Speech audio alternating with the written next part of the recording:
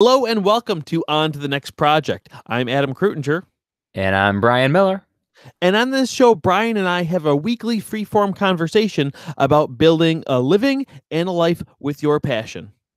And this week's topic is pricing. So I'm not really sure where to start with pricing because this is a big topic no matter what you do. If you are self-employed, if you're a freelancer, if you're part-time, full-time, pricing matters. It matters a lot. It matters as part of the marketing. It matters as just a practical, consideration. So I know you did a great video on your channel. I don't know, last year at some point that was pretty much a deep dive into how you think through pricing. And I sell a service, you sell products. So we're going to have Yeah. maybe some different views on pricing. What Exactly. Well, take let us? me just say that because I Yeah. was gonna because first of all, if people want to see that video, they can link to it right here. But the reason why I think it's great for us to have this conversation is what you just said. Is the difference is that I do have a product that I usually sell, and you have a service. And for me personally, I always have trouble, coming up with a good price for a service because it's very, very easy when you build something to, collect the data on how much time you spent building it, the hours, the materials spent to build the product. But when you are doing a service, you can use some of those techniques, but also it's kind of, it's a tough thing to calculate. So why don't we start with a service first? Why don't you talk a little bit about your process? Yeah, so I mean, it's evolved over 15 years or whatever now, since I was 16, just selling myself as a magician at backyard barbecues. When I first started, I think as a service, you have a bunch of different considerations. And the big one is, what are you actually selling? Right? You're not selling um the props that I would go through, a pack of cards or whatever, that's $2 or $3. That's nothing, right? I can't base it on the props I'm going through. So am I selling the time I'm actually at the event? Am I selling the time I'm preparing for the event? Am I selling the time I'm preparing for the event, that I'm at the event, that I'm traveling to the event, that I spend on calls with the client, that I work on emails? Like, is it all of those things, some of them, none of them? Or am I not actually selling my time? I think a lot of service professionals get into the trap of thinking the only thing you can sell is your time. I used to sell my time. So when I was a magician, I was basically selling my time. This is what it costs per hour to have me at your event. Mhm. But now I'm selling my ideas. Yeah. I'm not selling the time it takes me to give you my ideas. I'm selling the time it's already taken me in my life to come up with those ideas. You're Mhm. paying for the privilege of getting them and getting them delivered in the medium that you want, whether that's a 45-minute speech, whether it's a 3-hour workshop, a one-on-one coaching for 6 months, right? You're paying for how I'm going to deliver the ideas. And none of that helps somebody decide what price to charge. Yeah, I was gonna say, no. How do you? Well, yeah. The question to that would be that I would have is, how do you know what that idea is worth?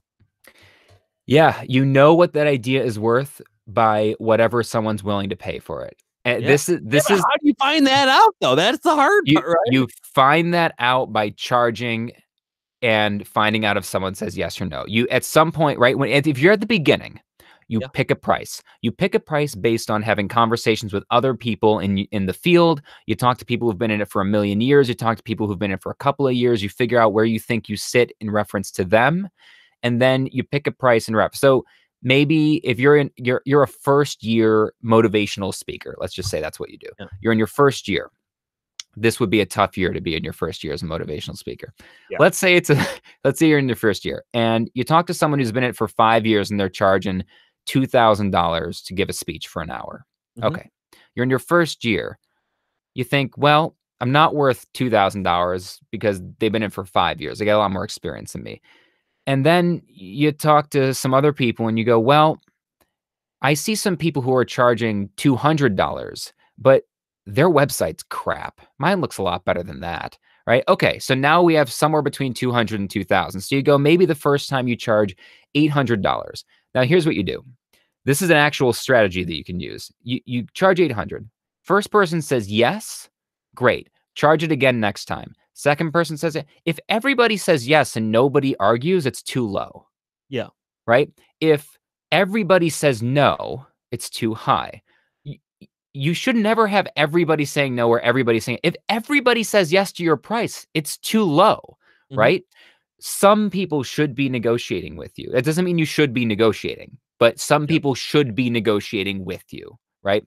And this is how you start figuring it out. And sell. It's not like there's a price that exists for a 1 hour motivational speech. You Mhm. giving one, me giving one, and Gary V giving one is a very different ball game. And Absolutely. there are people who have 20 years of experience over Gary V that can't charge anywhere near what he's charging, right? Yeah. It's not Yeah. just the years of experience. There's a lot to work with Yeah, here. supply and demand too. That's something I talked a lot about in my other video.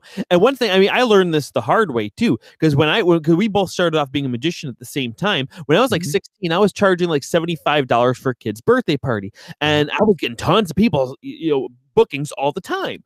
But so then I raised my price to 100, and then nobody would book me. Hmm. Nobody would book me. I'm like, what happened? And now this is just the little caveat to kind of what you were saying. But then I raised my price again to 125. And then I was being booked like crazy. And that's Yeah. when I learned all by myself the principle of not putting zeros in your price. Because if I say my magic show cost $100, it just sounds like I won $100. It doesn't sound like a calculated price, you know? And it's so funny. I learned this myself when I was 16, and then I just read Chris Voss's book, and then it was in his book too. I was like, no, I learned it the hard way. But again, that's Yeah. a philosophy that I've had, and it has served me so well for such a long time.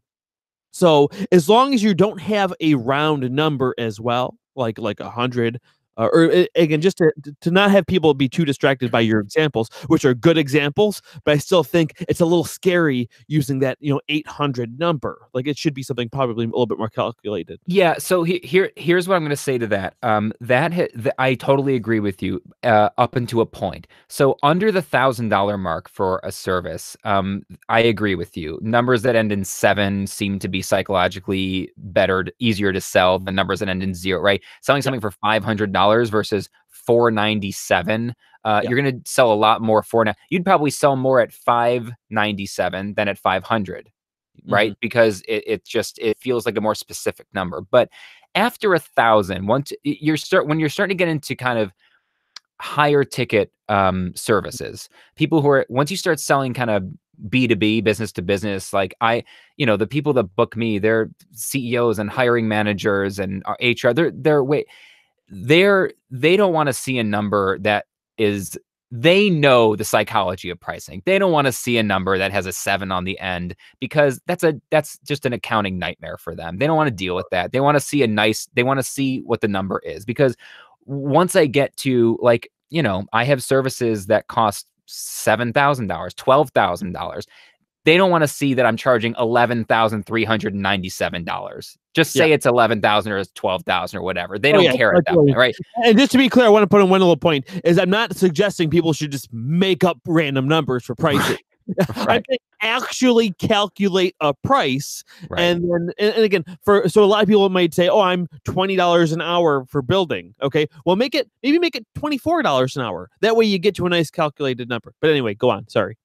No, no. I think you're right up into a point, I think what you're saying works better for not just lower price services, but for kind of commodities in general, things that are not terribly unique, right? If it's not really unique, the price matters a lot more, right?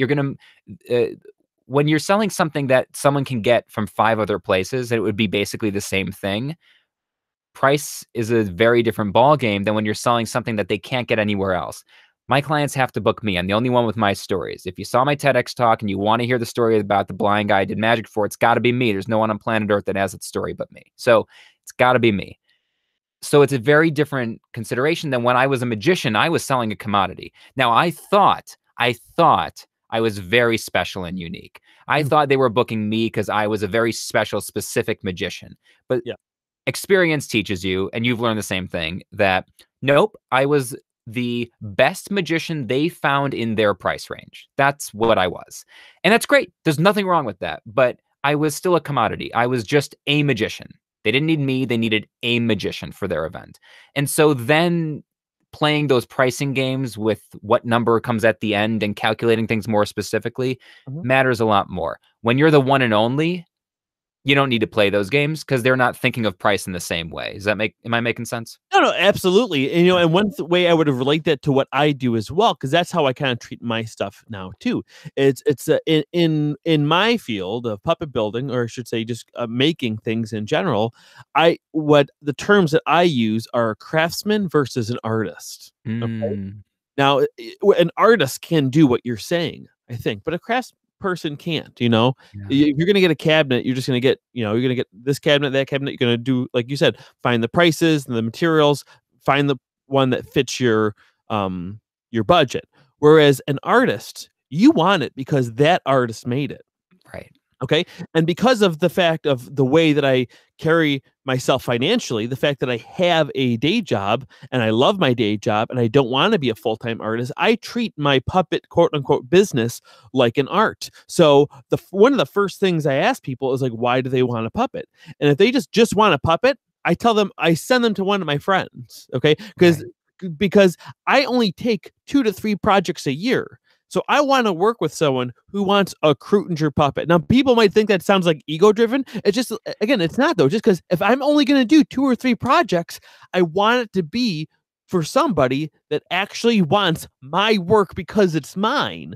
Rather than, again, I am not in business to just sell as many puppets as I can. That'd be more of what I would call a craftsman or a puppet salesman, which is not what I carry myself like an artist as a puppet builder.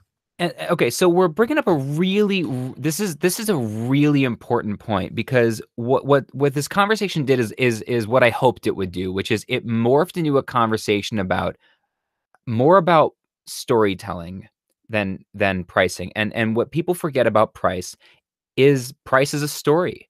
It's a story that you tell people.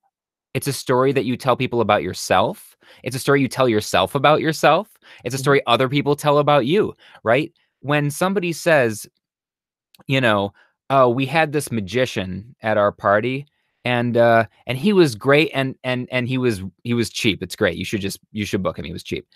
That might be exactly what that person wants, right? They want someone who's cheap, who's good. mhm. That there's nothing wrong with that.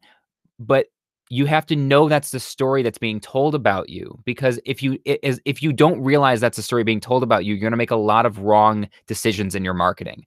And when you realize someone's using price to tell a story about you, you have an opportunity to take control of that, to use your price to tell a story instead of letting them tell a story about you, right? And so you've decided at this point in your career, at this point in your life, that you are expensive but worth it, right? Because you are an artist, you take a very small handful of those kind of projects a year, and so you're going to charge a lot for it. Now, if you decided next year that you were not going to be a teacher anymore full time and you were going to survive purely on building and selling puppets, you might decide 80% of the time you're going to be a craftsperson. You're going to build puppets and sell them on eBay. And then 20% of the time, you're going to be an artist and charge for something specific and something unique and something that might not work. Right. So I think it's important to recognize that price is just part of the story. I agree with you saying 100%, but I think the only problem with that example there is if you're 80% craftsman and 20% artist, those things conflict with each other, you I know? don't think so. I don't think so because only if you're selling the same thing as an artist as you are as a craftsperson, right? So It would there's have to be. Well, I mean, the problem is they are different, but the general public don't necessarily see it. But then they're not the right but client. Yeah. or you've done a poor job telling a story, right? And this is why I'm saying that, right? Then you've done a bad job of marketing. Like for example, you can buy my book for $17 on Amazon. Everybody who buys my book gets the same book. That's why it's 17 bucks, Yep. right? If you want me to come to your to come into your group these days virtually, but whatever. If you want me to spend an hour or 2 hours or 3 hours of my time in person having real interactions with your team, your organization, helping them develop communication and connection skills that are all in my book. You can buy it, give it to your team. They can pass it around the room and read it for 17 bucks. But if you want me to come teach those skills in real time with your team with their specific issues, it's going to cost you 5 figures, right? Yeah. So that's the difference between the art of what I do as a workshop facilitator and the craft of writing a book, right? It's Yeah. the same stuff in both of them, but those are very different price points because the story and what they're getting out of it is very different. And that's what I would say to that.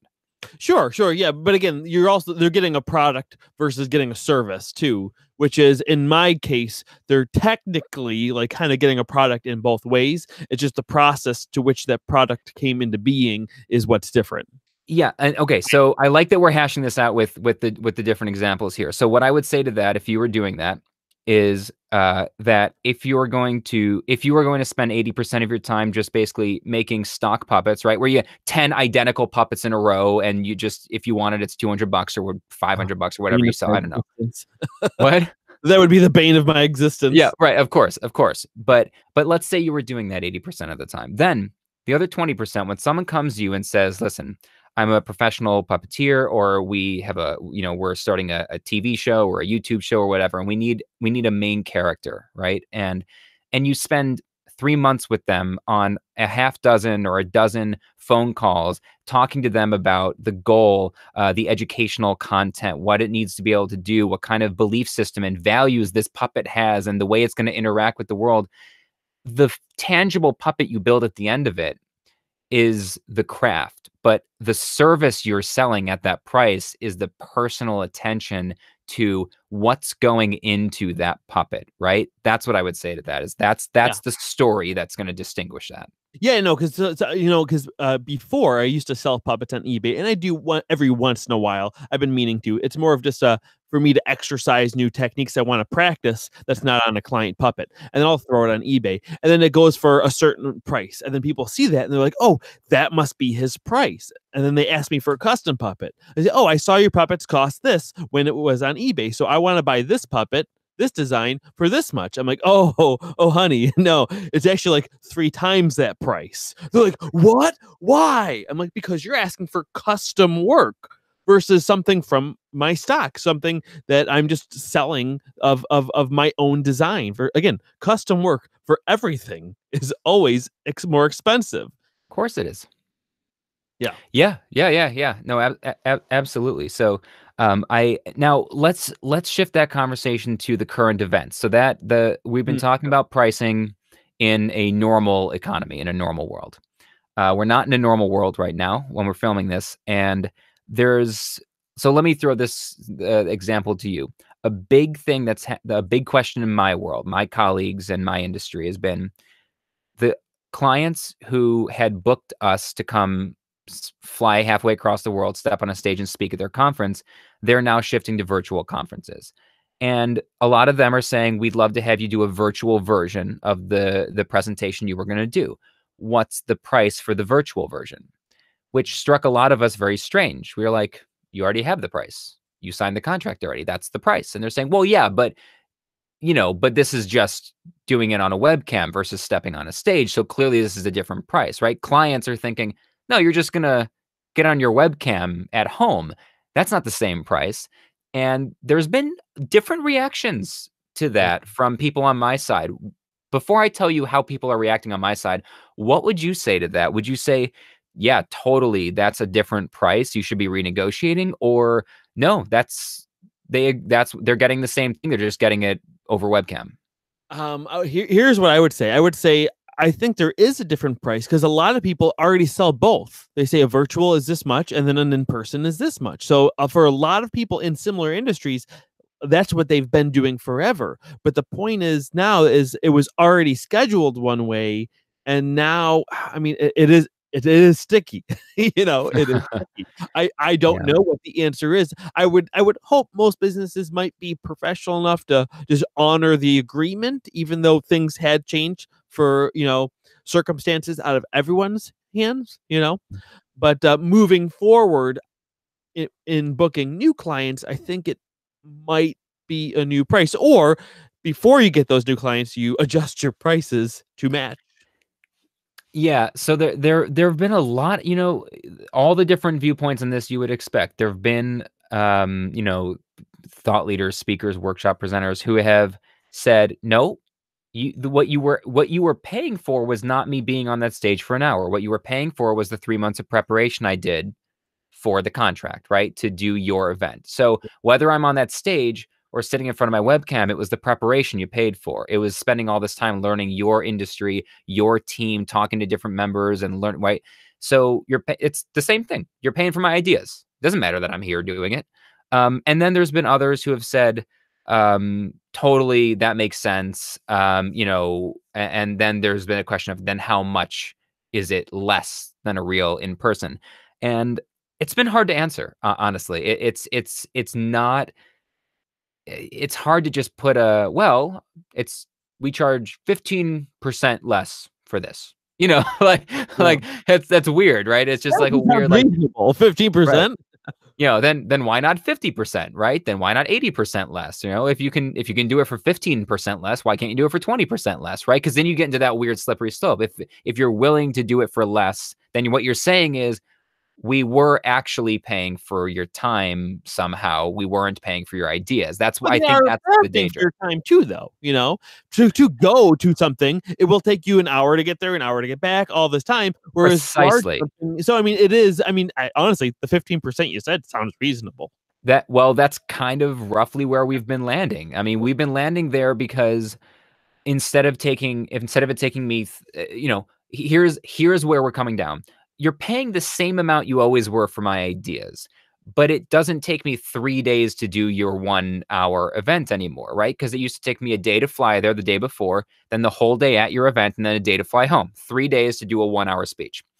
Now it takes me 1 hour to do a 1 hour speech, right? Yeah. All the prep work is still there. I got to do all the prep, spends sometimes months, sometimes 40 or 50 hours worth of prep and rehearsal, but it doesn't take me 3 hours. It doesn't take me 3 days. It takes me 1 hour. And so that's where the 15% is coming off, And also the basically. potential, because now potentially, though, this would be a really good week for you. In 3 days, you could potentially do 6 to 8 of these now.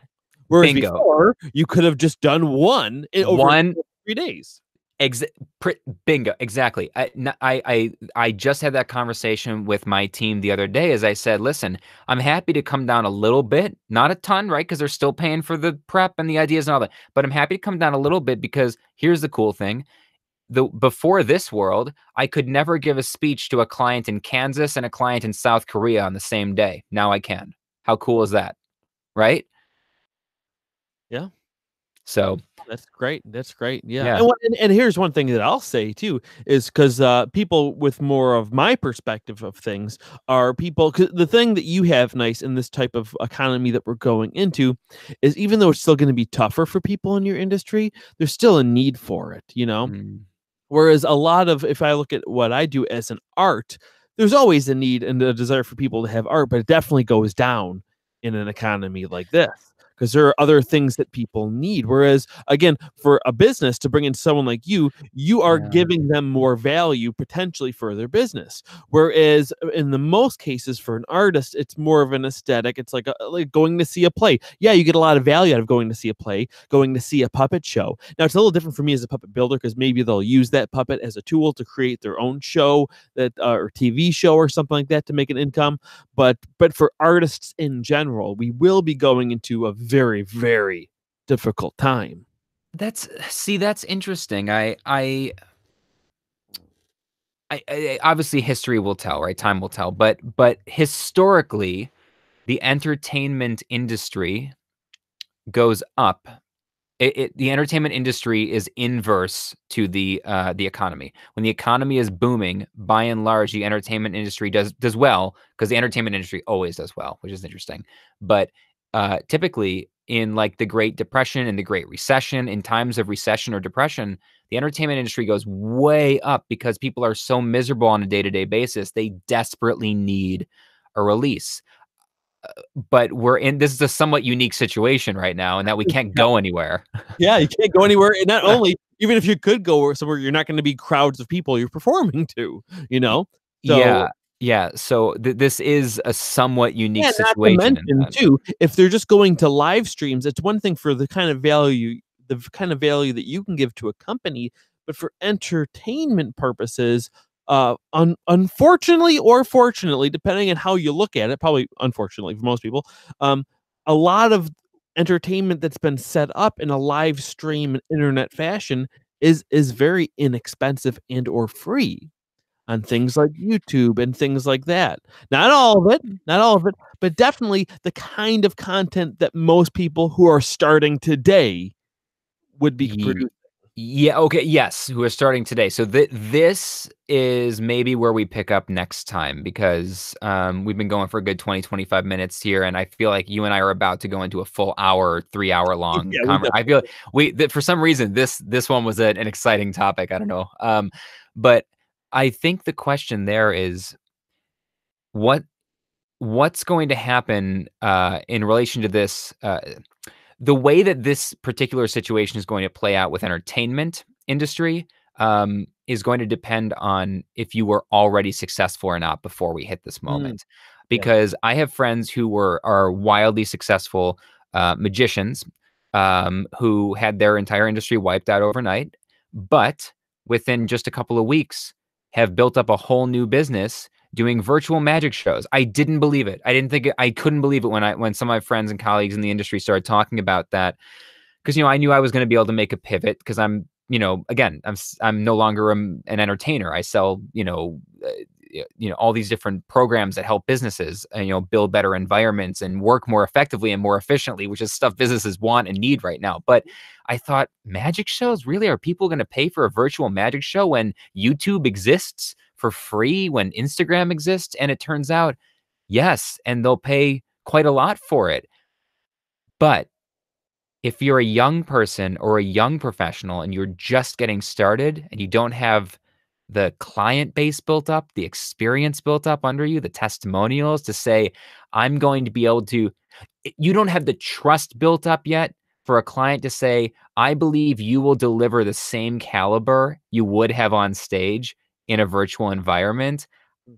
I don't think you're going to make the cut. So some of my friends who are 20 years into their career, their clients were like, "Hey, we need you right now. Our team is down. They're depressed. They're upset. We need entertainment. We need you to lighten this up for us." And Yep. they're very happy to pay the same fees they always were, maybe a tiny bit less, but basically the same fees. And because, yeah, you could go to YouTube or Instagram and get some cool magic, but again, what are they giving you? They're giving you a personalized experience. They're responding in the chat to your team who's calling out cards and all these things, right? And so masters of their craft are making that pivot in entertainment. And I Yeah. do worry it's going to wipe out the amateur or part-timer market Yeah. completely. No, I agree with you 100%. The interesting thing I'll just add though is for puppetry is I think in general, puppetry doesn't always have as many like personal clients like that. Most of their stuff is more venue based, which still doesn't really work with the type of world we're going into. So I think again, I still think there'll be some work in the way you're saying, but I don't think enough to be viable. And again, that's my bigger fear. And I know a lot of people are being very generous now with their performances by doing live streams for free and stuff, which is great. And it's building that client. If this was a short term thing, I think that'd be a really smart move because you're gaining trust from people. But in long term, I don't know if it's going to be.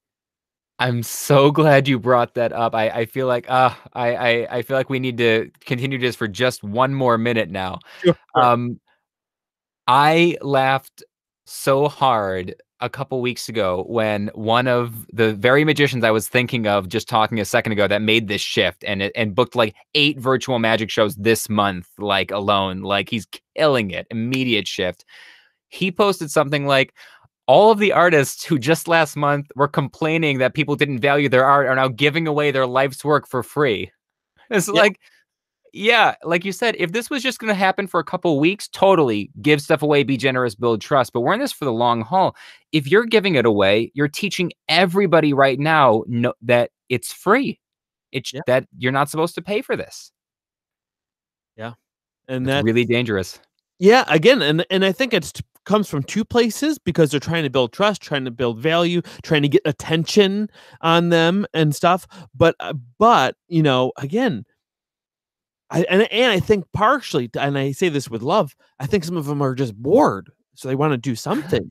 You know, There's I not, and but again, in 6 months when this is still going on, if this is still going on, what are you doing then?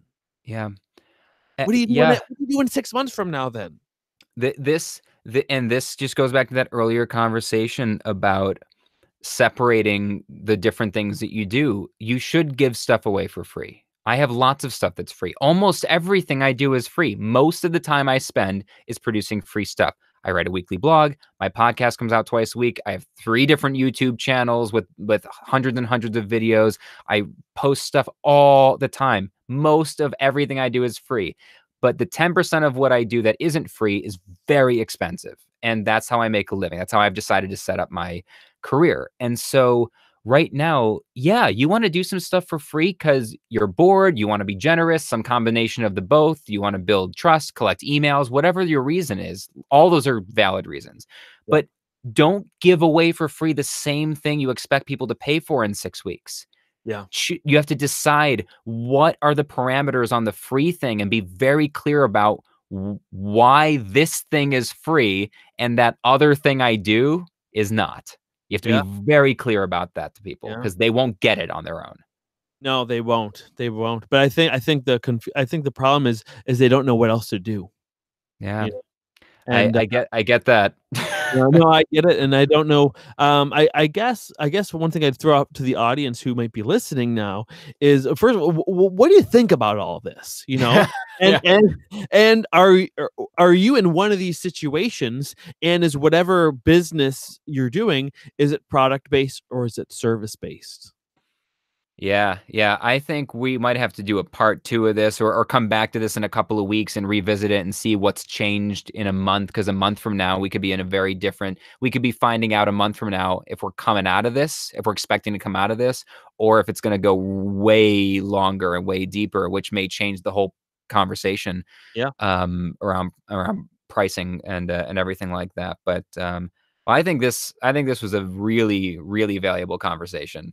Yeah. I'm not sure we solved anything, but I think these are conversations worth having right now. Definitely, because these are hard things to think about by yourself, I think. I That's think true. hearing other people talk about it, and again, if you're engaging with us in the comments, we can maybe give you some tips for that as well. And hopefully this video, and again, my other video that I did, and again, a lot of tips that Brian has on his channel as well, might be of some value to that as well.